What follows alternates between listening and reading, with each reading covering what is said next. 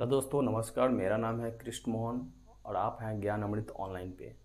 जी हाँ दोस्तों, आज का जो विषय है वो है merits and demerits of maps.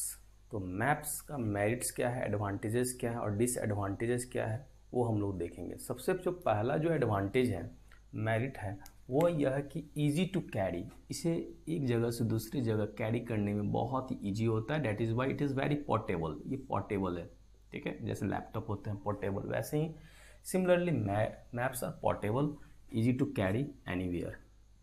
Second one is detailed information. अगर आप कोई इन्फॉर्मेशन अगर फिगर आउट करना चाहते हैं, फाइंड आउट करना चाहते हैं, then map is suited for you. बहुत अच्छा रहेगा। उसमें क्या होता है, किसी भी खास लोकेशन का, सिटी का, कोई प्लेस का बहुत ही डिटेल्ड है ना इन्फॉर्मेशन रहता है। फॉर एग्जांपल, अगर हम लोग घर का अगर मैप देखते हैं, घर का नक्शा देखते हैं, मैप को हिंदी में नक्शा बोलते हैं, तो उसमें पूरा पता रहता है कि ये बेडरूम है, ये ड्राइंग रूम है, ये किचन है, ये बाथरूम है, ये ऐसा। तो ये पूरे डिटेल इन्फॉर्मेशन रहता है। तो हम लोग कह सकते हैं कि map gives us a detailed information of any place, city, location और हाउस और स्ट्रीट।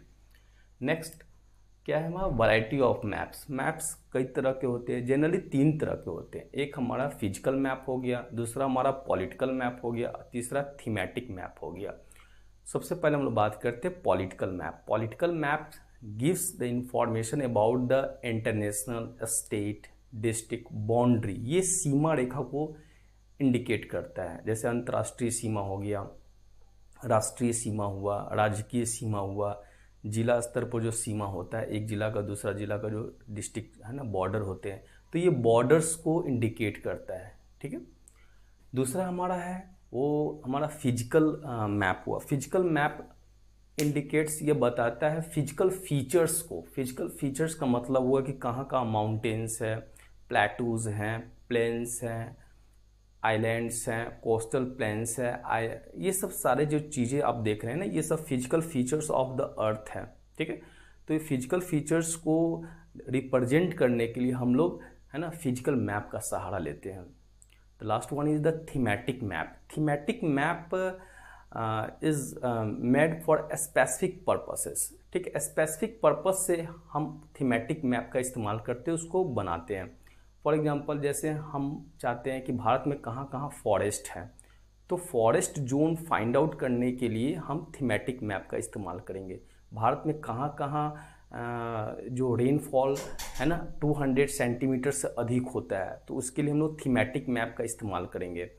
भारत में कहाँ कहाँ है ना एलुवियल सॉइल है, तो उसके लिए हम लोग थीमेटिक मैप का इस्तेमाल करेंगे, ठीक है। भारत में कहाँ कहाँ डैम्स है, ठीक है, उसके लिए थीमेटिक मैप। तो thematic maps basically used for specific purpose, okay. Next one is it is very cost effective. तो मैप्स बेसिकली कॉस्ट इफेक्टिव होता है, बहुत सस्ता मिलता है, 5-10-20 रुपये में तो आपको एक अच्छा मैप मिल जाएगा, चाहे वो है ना इंडिया का हो, वर्ल्ड का हो, स्टेट का हो, डिस्ट्रिक्ट का हो। अब इसके साथ कुछ इसके डिमेरिट्स भी हैं। तो some demerits are also assigned with maps. पहला कि इट क्रिएट्स डिस्टॉर्शन। चूँकि अर्थ हमारा क्या है, गोल है, स्फीयर है, ठीक है। तो आप एक स्फीयर को तो एक स्मॉल पीस ऑफ पेपर पर तो आप नहीं दिखा सकते हैं। तो क्या होता है कि इसमें डिस्टॉर्शन आता है, ठीक है, दरार आ जाता है।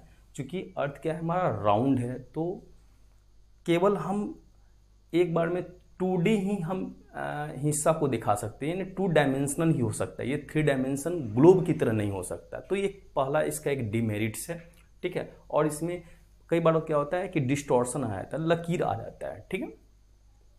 लैक ऑफ 3D रिप्रेजेंटेशन, मैंने पहले ही बताया कि ग्लोब की अगर देखा, आपने ग्लोब देखा होगा, ग्लोब 3D में आता है, 3 डायमेंशन होता है, XYZ 3 डायमेंशन हो गया, ठीक है।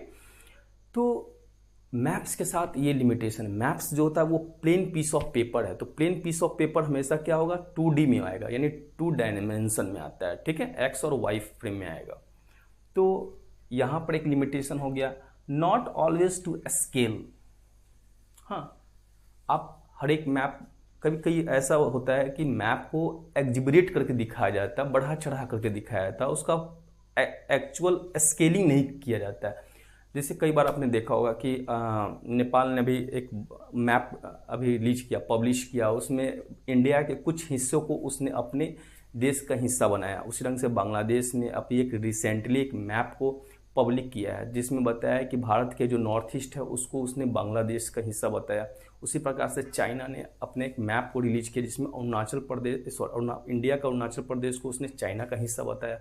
इस प्रकार हम देख सकते हैं कि मैप्स में आप छेड़छाड़ कर सकते हैं, उसमें चेंजेस ला सकते हैं, उसको बढ़ा घटा सकते हैं, उसमें एग्जिबरेट कर सकते हैं, बट ग्लोब में ऐसा नहीं कर सकते। ग्लोब इज वो फिक्स होता है, ठीक। तो यहाँ पर इसलिए कहा गया कि नॉट ऑलवेज टू स्केल, इसमें स्केलिंग इसमें नहीं हो पाता है हमेशा। नेक्स्ट है हमारा नो रोटेशन। ये इंपॉर्टेंट है कि आप ग्लोब देखोगे, इसको हम रोटेट कर ले सकते हैं, गोल गोल घुमा सकते हैं, और रोटेशन से हमें time zone, time frame, standard time, prime meridian के बारे में एक कॉम्प्रिहेंसिव नॉलेज आ जाता है कि इस देश, ये देश इस देश से इतना आगे है, ठीक है। उसमें सभी देश, सभी कॉन्टिनेंट जो होते हैं एक प्रोपोर्शन में होते हैं, लेकिन मैप्स में कोई प्रोपोर्शन नहीं होता है, कोई छोटा भी हो सकता है, कोई बड़ा भी दे देता है, ठीक है। तो ग्लोब में सभी देश, कॉन्टिनेंट का आप देखो कि इक्वल प्रोपोर्शन में रहेंगे, ठीक है। तो यहाँ पे कहीं ना कहीं मैप्स का एक बहुत बड़ा डिमेरिट्स हो जाता है कि हम उसको रोटेट नहीं कर पाते हैं, अनलाइक ग्लोब की तरह। तो कैसा लगा आपको वीडियो? Thank you.